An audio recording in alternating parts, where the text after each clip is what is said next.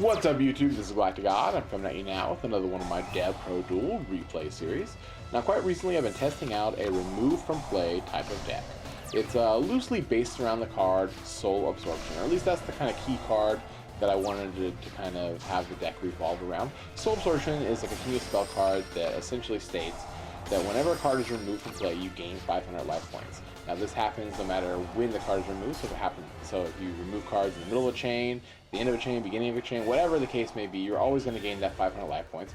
Plus it's really cool because it actually stacks, so if you have multiple Soul Absorptions out on the field, you constantly gain like 1,000 life points if you have 2, or 15,000 life points if you have 3.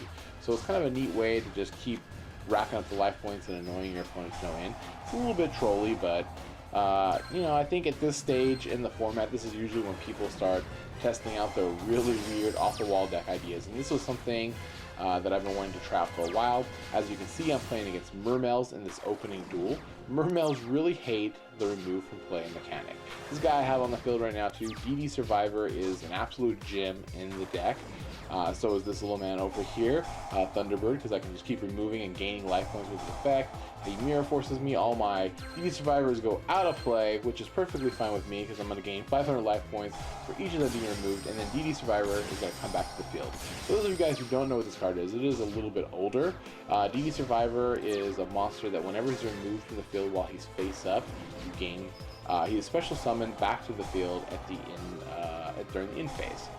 So it's kind of nice because, you know, I can keep removing them from play with all these, you know, cards that remove cards, such as Macrocosmos, Vanisher of the Radiance, Dimensional Fissure, and then at the end of the turn he comes right back. He also works really good with Monarchs, which is, I am playing highest, as you can see right here in the starting hand of this next duel.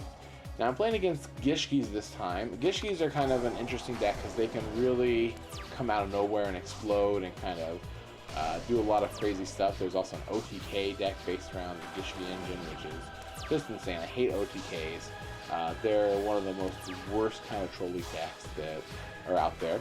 Now I sack here for Kais. You're going to kind of see exactly how the Monarchs work so well with DD Survivor. I go ahead and put my guy in defense mode because I'm fearful of the Mirror Force or whatever, and I am correct. There is a Mirror Force back there. At the end of the turn, my DD Survivor comes back, and he's so determined to get rid of my Banisher, he falls in my little trap of my D Prison, which I had back there just in case someone tries to kill him, and I set all this back row. And when I go to attack at this point, you know, I activate my Thunderbird so I can get his effect. He'll come back. All my other guards go out of play, and I gain 1,000 life points for every card that's removed from play, including that Mirror Force that he used. Look at this stack going on here of different chain effects of me gaining all those life points up here. It's pretty cool to see all that life points come up. Plus, I get not only DD Survivor, but I'm going to get the Thunderbird back now too. My opponent kind of realizes he's got no other plays, no other options left, and he scoops it on up. Alright, so up next is Madolches. Madolches is one of those decks that I kind of find to be really trolly. I can't get too mad, you know, in this round, of course, because, you know, remove from play is more or less kind of like a troll deck as well. But I don't know. Madolches just has that way of getting under my skin. Every time I know I'm playing against Madolches, I just kind of, my toes kind of curl up, and I'm like, oh my gosh. Just having to grind through all that can kind of get a little bit annoying to me. Now here he's trying to make a big play. He fiendish chains my Thunderbird, which kind of messed up my future plays. I have to kind of do something I don't want to. And then we have this massive chain going on. I really don't want to get him to get his Palooza off. I know that's how he's going to try and go off at this point. So I go ahead and use the warning right there. I was kind of hoping to save it for the Queen, but you know, it is what it is. Then I go ahead and bring out my Caius and start attacking. I really feel like I'm in a decent you know, control of the field.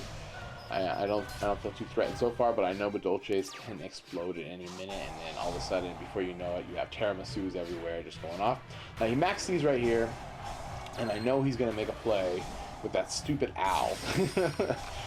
Whenever you see them just discard a monster in the graveyard, you know that owl's coming out.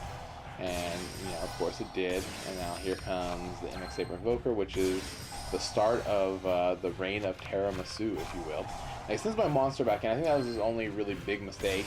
He probably should have sent in either Macrocosmos or the Soul Absorption, but, you know, I guess he was more fearful of the Monarch, and he's going to pay the price here because I do have not one, but two dimensional prisms down here, and I'm able to get rid of both of what I consider to be the biggest threats on the field. And I gain a crap ton of life points because, you know, I get 500 for not only the dimensional prism, but the tiramisu and the materials that are under it, because it's all going out of play thanks to Macrocosmos. So in my DD Warrior later, attack into his monster, gain a crap ton of life points that way. Now we're both almost really in a top decking position. He goes ahead and he brings out Gallus, which I don't see too many Madolche players using, but I guess, you know, Gallus works because it's level 3. It allows you to go into those rank 3 plays rather easily. I bring out my Haiku, which I top deck into, which is nice, and I gain life points, as well as destroying his monster. He tops into a double summon, and he knows it's pretty much over at that point. Now for the final duel that I want to showcase here, I went up against Ghost Tricks. Ghost Tricks is a deck that I have not had a lot of practice with dueling. I don't normally duel outside of the TCG, so I haven't been dueling against Ghost Tricks all this time. I don't play OCG at all, so I'm not too familiar with their mechanics. I mean, I know they get flip effects and whatnot, and I've read some of the cards and stuff, but I haven't really played against too many of their decks. And, you know, this duel was definitely an awakening of, you know, which cards I should have went for at which times, and, you know, I really felt that my inexperience playing against the deck kind of hindered me a little bit. Although I now have 3 soul absorptions out on the field, which is, you know, normally a pretty nice, you know, it puts you in a pretty nice position, but I have no remove from play mechanic to kind of gain my life points. Now, I did draw into a monster that's going to allow me to remove one of his monsters from play, which is cool, because I'll get a 1500 essentially for each card removed, which is kind of cool. It allows me to get 3,000 life points, you know, just by taking out his monster with my 1 monster. He gets that field spell card, and I now understand the lock a little better of what's going on. You know, because the field spell card allows you to attack, you know, him directly, and then he's got that spirit barrier back there, which, you know, makes it where he takes no damage. And I was like, oh wow, this is kind of a interesting little lock that he's put me in. I set my Kaiku because I don't want it to get destroyed by any way. I know if I have a set card, he's got to attack me directly, and my Kaiku will live. This will allow me to sack for my Caius the following turn, which is really my only saving grace. If I would have known the deck a little bit better and like what monsters, you know, hand traps he might have in his hands, I would not have attacked this Ghost Trick, which I'm about to in just a moment after all these chains of life points go through. I know at this point too, my opponent was like, Jesus, how many life points are you going to gain?